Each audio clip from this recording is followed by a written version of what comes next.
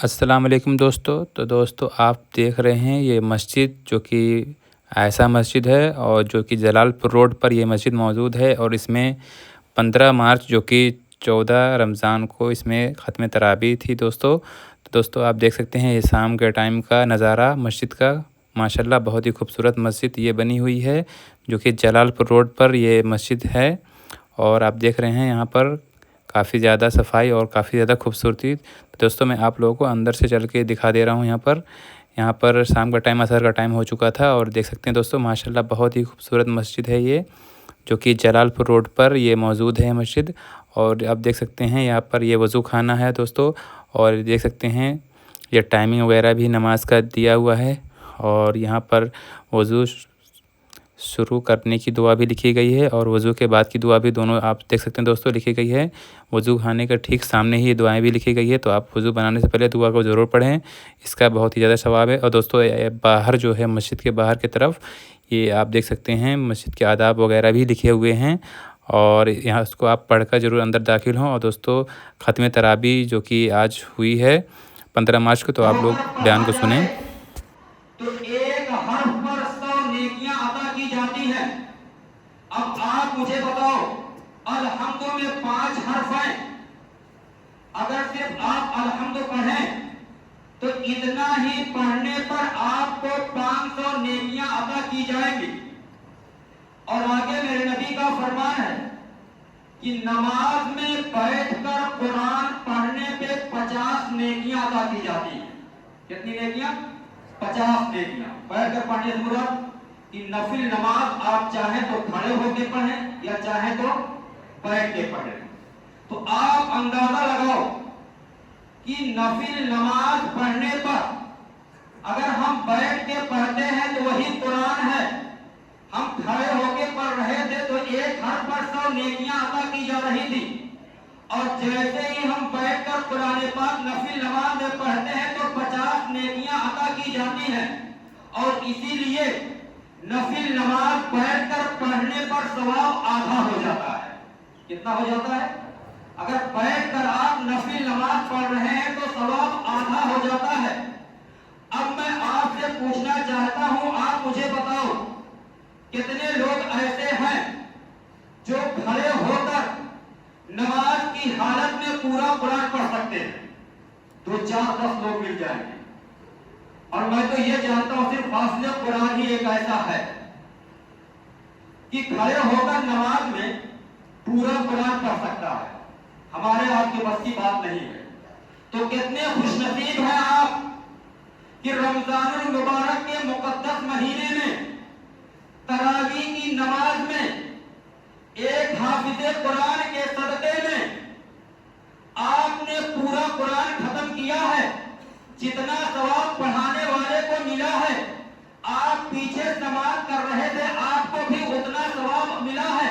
تو کیا معلوم ہوا کہ ہم نے رمضان مبارک کے مقدس مہینے میں اگر تراویح کی نماز میں امام کے پیچھے، حافظ قرآن کے پیچھے تراویح کی نماز پڑھی، اگر پورا قرآن پاک ہم نے ختم کیا ہے تو ایک حرف پر ہمیں 100 نیکیاں عطا کی جا رہی ہیں۔ اب آپ نیکیوں کا اندازہ نہیں لگا سکتے ہیں، تو ہماری بھی یہ ذمہ داری بنتی ہے کہ ہمارا حافظ قرآن، یہ ہمارے عالم دین، آپ دیکھو حافظ قرآن ہو یا امام ہو یا مؤذن ہو، ان کا مقام کم نہیں ہوتا ہے۔ آپ کو معلوم ہونا چاہیے کہ سب سے پہلے مسجد سے آپ کو پکارتا کون ہے، آپ کو بلاتا کون ہے؟ سب سے پہلے مؤذن آواز لگاتا ہے، حی علی الصلاۃ، حی علی الصلاۃ، اور نماز کی طرف، اور نماز کی طرف مؤذن اذان دیتا ہے، حی علی الفلاح، حی علی الفلاح۔ اے دنیا میں غافل انسان ہے، تو کامیابی کہاں تلاش کر رہا ہے؟ تو کامیابی تجارت میں تلاش کر رہا ہے، تو کامیابی کاروبار میں تلاش کر رہا ہے، مؤذن اذان دے رہا ہے، حی علی الفلاح، حی علی الفلاح۔ اے لوگو آؤ، کامیابی کی طرف آؤ، آؤ کامیابی کی طرف آؤ۔ اگر کامیابی چاہتے ہو، اذان ہو چکی ہے، آؤ وضو بناؤ، اور وضو بنا کر آپ گناہوں سے پاک و صاف ہو جاتے ہیں، اور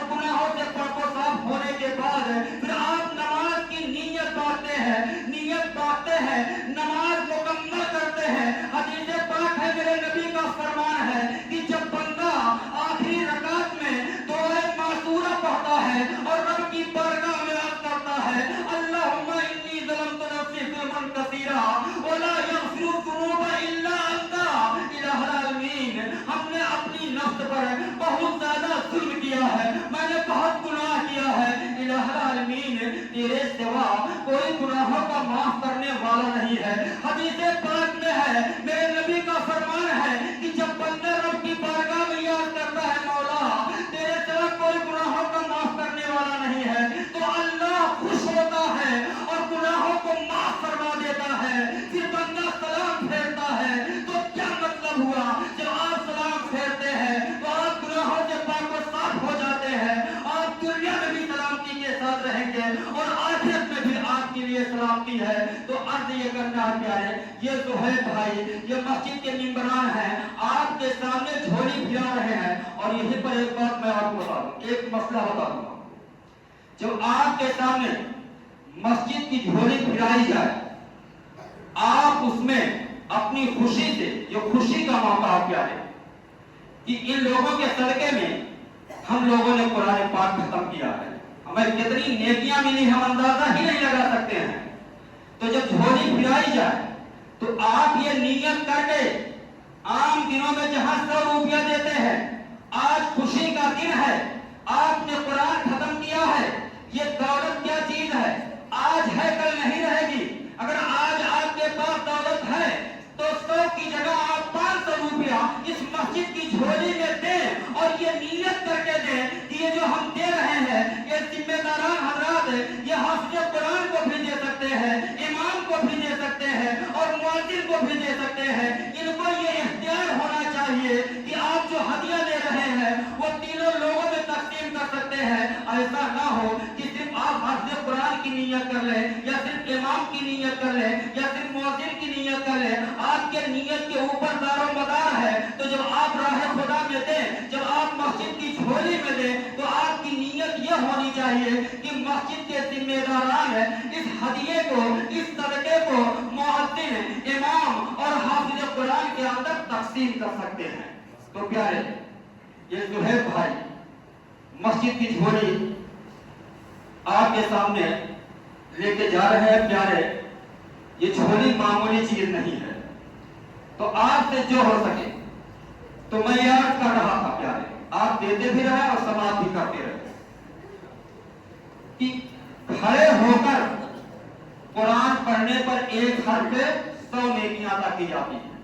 اور یہیں پر ایک چیز اور بھی آپ سماعت کر لیں کہ تجوید، یہ مولانا فرید الدین صاحب بیٹھے ہوئے ہیں، پوچھ لیجیے گا کہ قرآن اس طریقے سے تجوید کے ساتھ پڑھنا کہ حروف معلوم ہو کہ آپ کون سا حرف پڑھ رہے ہیں، یہ ہر مسلمان کے لیے فرض عین ہے پیارے۔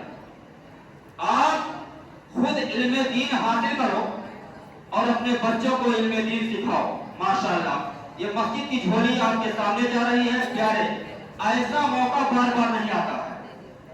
یہ زندگی ہے، آج ہم ہیں کل نہ رہے۔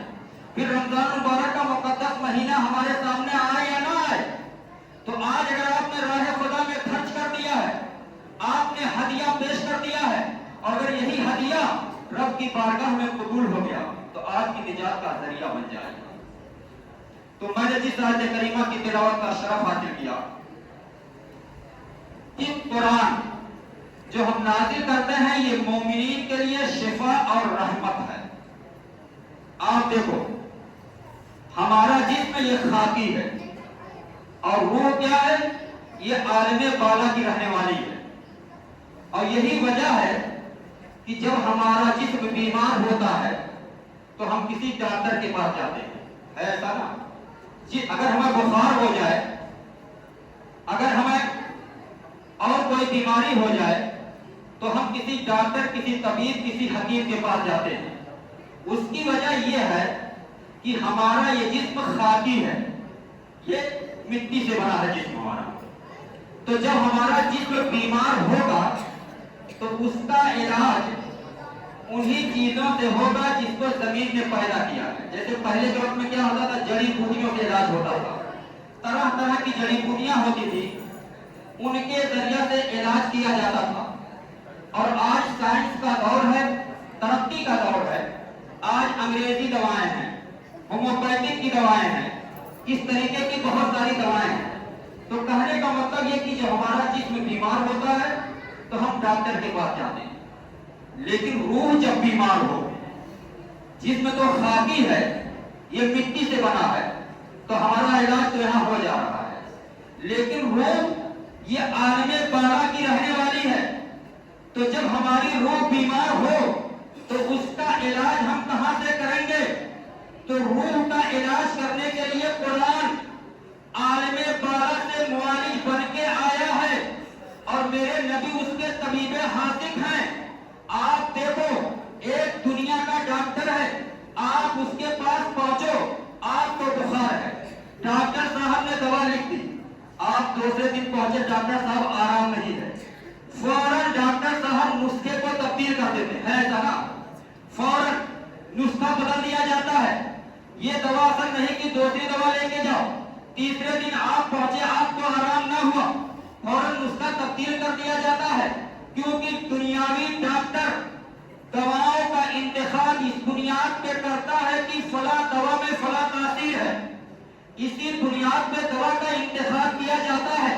لیکن میرے نبی کا عالم یہ ہے، میرے نبی آپ کا علاج اس طریقے سے نہیں ہے کہ فلاں شے میں فلاں تاثیر ہے، میرے نبی کا عالم یہ ہے کہ میرے نبی جس چیز کے بارے میں جیسا فرما دے اس میں وہی تاثیر پیدا ہو جاتی ہے، اور حدیث پاک سے حوالہ دے رہا ہوں کیا ہے، میرے نبی کا عالم یہ ہے کہ جس چیز کے بارے میں جیسا فرما دے اس میں وہی تاثیر پیدا ہو جاتی ہے۔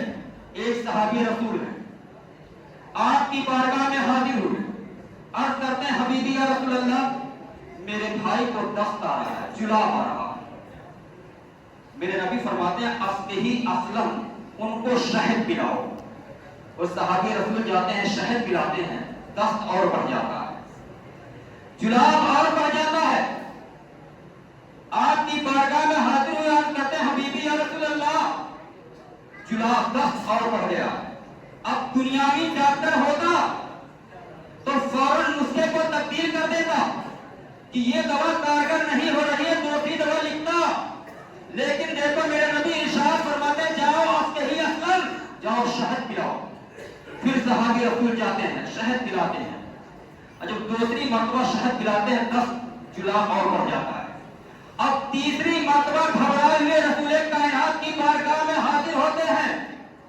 عرض کرتے ہیں حبیبی یا رسول اللہ، دست اور بڑھ گیا ہے، میرے نبی مسکراتے ہیں اور ارشاد فرماتے ہیں اللہ سچا ہے، تیرے بھائی کا پیٹ جھوٹا ہے، جاؤ اصلہی اصلاً، جاؤ شہد پلاؤ، وہ صحابی رسول دوڑے ہوئے جاتے ہیں، اپنے بھائی کو شہد پلاتے ہیں، اور جیسے ہی شہد پلاتے ہیں فوراً آرام ہو جاتا ہے، تو کیا مطلب ہوا؟ زمانے میں انقلاب آ سکتا ہے لیکن میرے نبی کا فرمان نہیں بدل سکتا، تو میرے نبی نے فرما دیا شہد پلاؤ تو شہد ہی سے آرام ہوگا، تو میرے نبی کا عالم یہ ہے، تو یہ تو نسخہ شفا ہے۔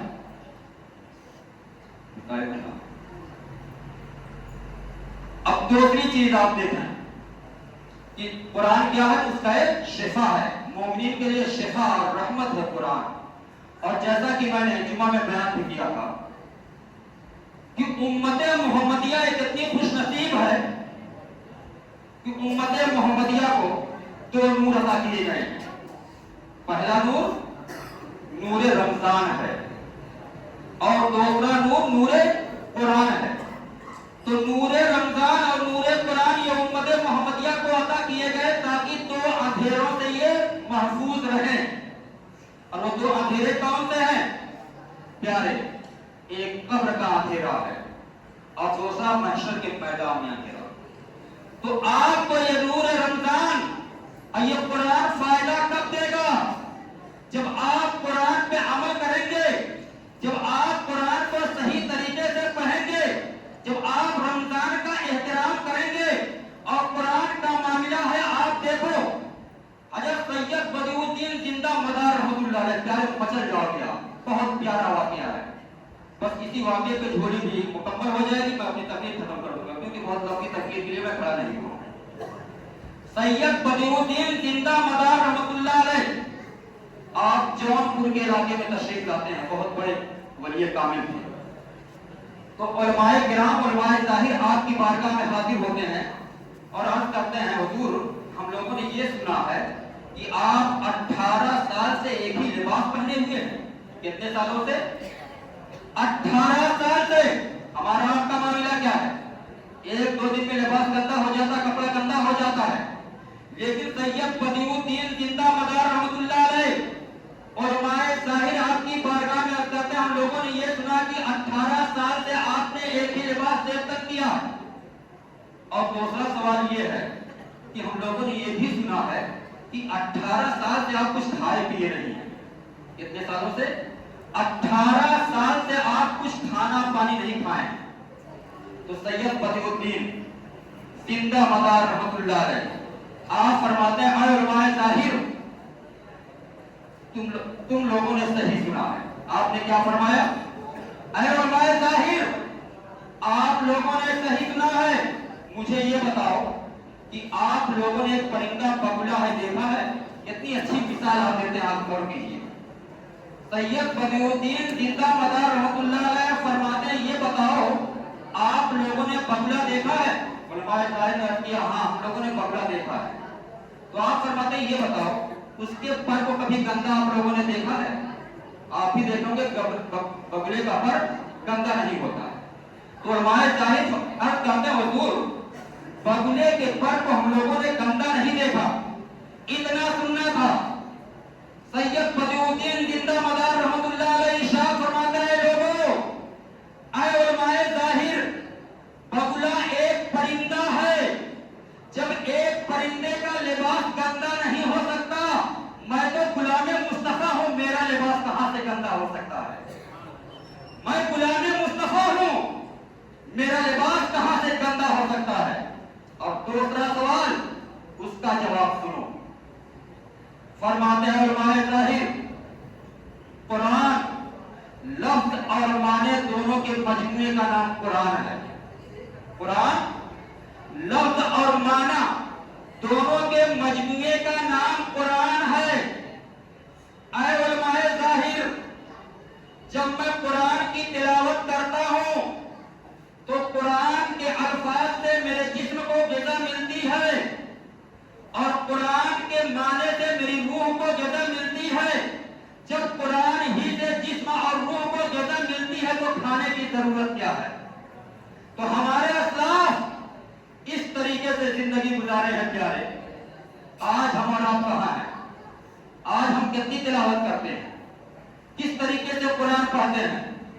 90% لوگ. اور یہ بھی بتا دوں والدین کی بہت بڑی ذمہ داری ہے پیارے.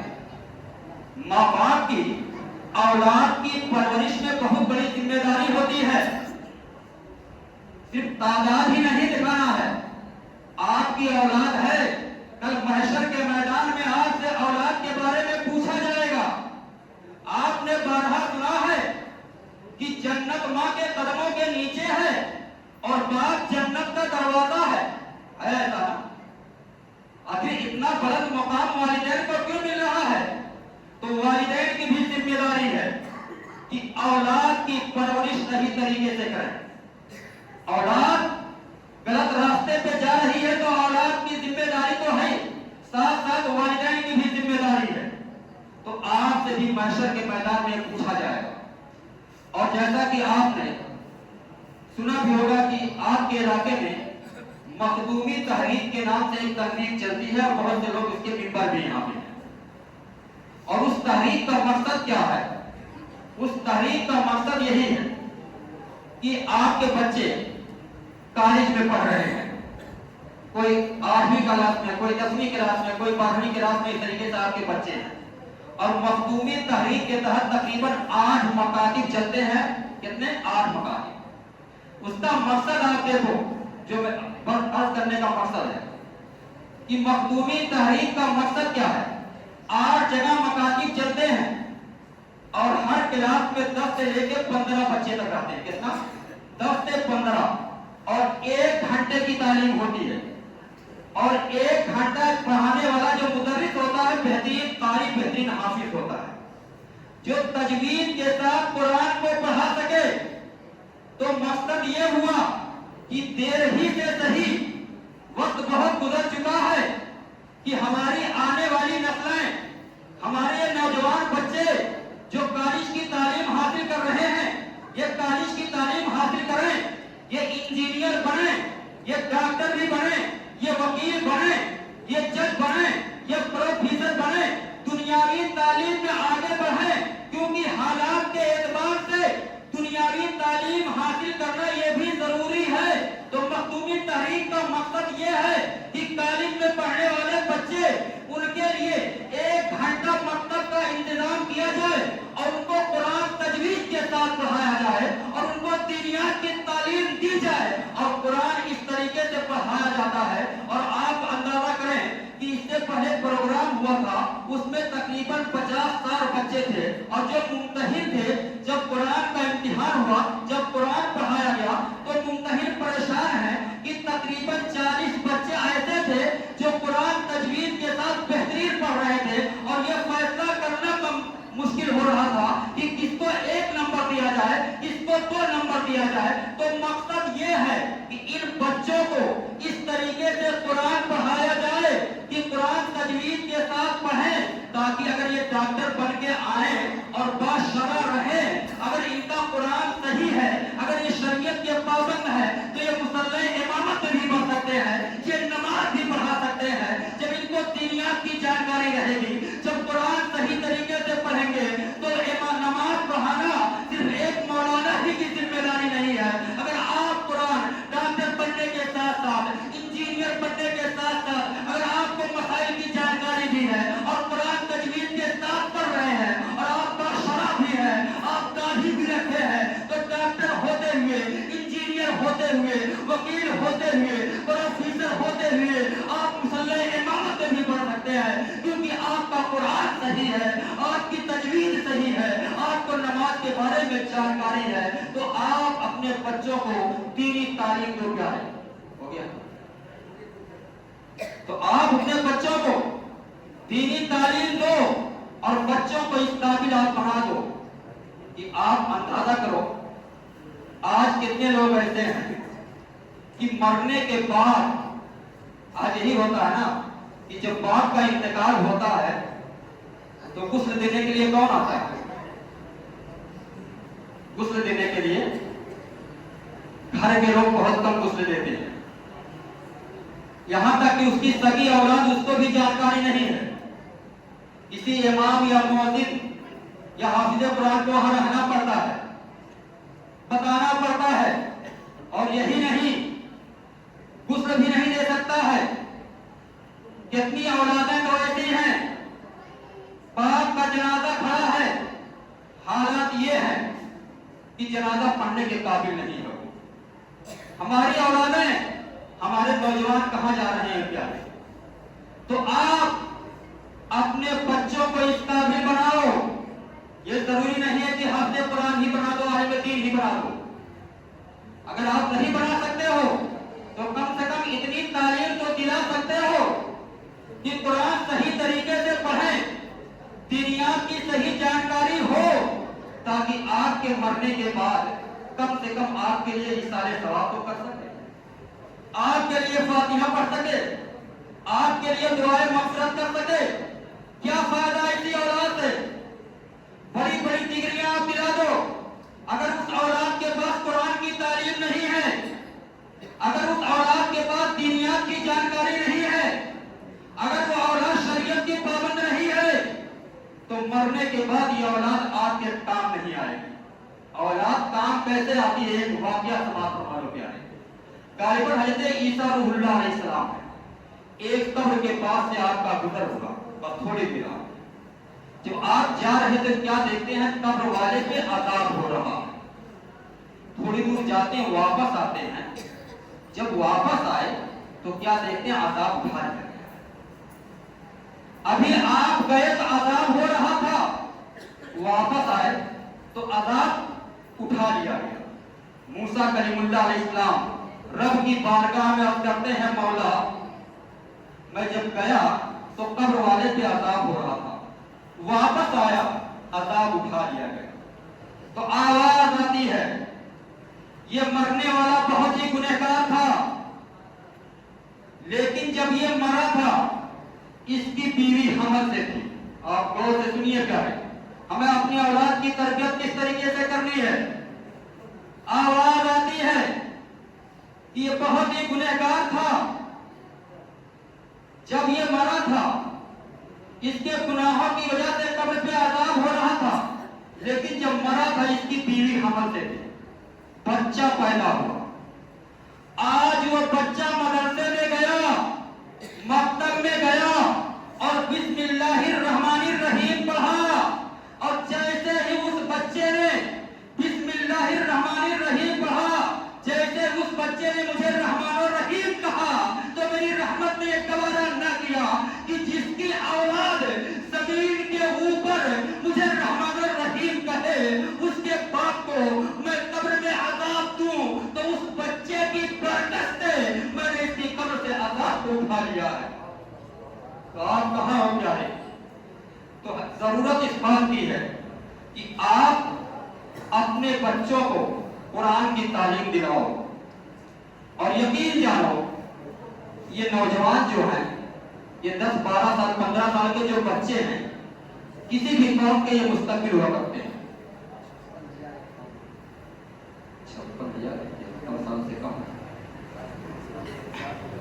माशाअल्लाह, वाकई लाइके मुबारकबाद हैं आप लोग।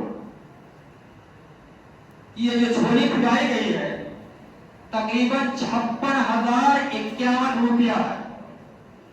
और सुहेब भाई अभी आए और उन्होंने ये ख्वाहिश जाहिर की कि अगर 60,000 हो जाए तो बहुत अच्छी चीज है। तो सबसे पहले मैं 1,000 रुपया इसमें पेश कर रहा हूँ, और ये उम्मीद ये करता हूँ कि आप लोगों में से बहुत से लोग ऐसे हैं कि यानी 2-4 हजार की बात है, वो ये चीज आसानी से हो सकती है। तो सुहेब भाई आप लोगों के दरमियान घूम ले, इंशाअल्लाह वो 60,000 रुपया जो है आपको मुकम्मल हो जाएगा। प्यारे, ऐसा मौका बार बार नहीं आता है।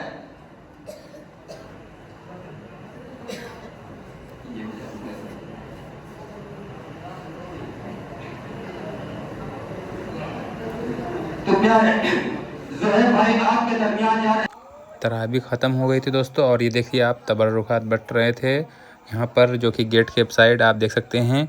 यहाँ पर हमारे मुसलमान भाई जो कि देख सकते हैं दोस्तों, यहाँ पर तबर्रुक भी तकसीम कर रहे हैं एक दूसरे को। ये देख सकते हैं दोस्तों, संतरे भी हैं, और ये हमारे देख सकते हैं यहाँ पर काफ़ी ज़्यादा बच्चे यहाँ पर तकसीम करने में जुटे हुए हैं। आप यहाँ पर देख सकते हैं, और जो कि तरावी मुकम्मल हो गई थी। कुरान मजीद यहाँ पर आज पूरा हो चुका था दोस्तों, और यहाँ पर देख सकते हैं काफ़ी ज़्यादा भीड़ का माहौल था और काफ़ी ज़्यादा पब्लिक, और यहाँ पर देख सकते हैं काफ़ी ज़्यादा लोग मोहल्ले के यहाँ पर आए हुए थे। दोस्तों आज की वीडियो में इतना ही। अस्सलाम वालेकुम।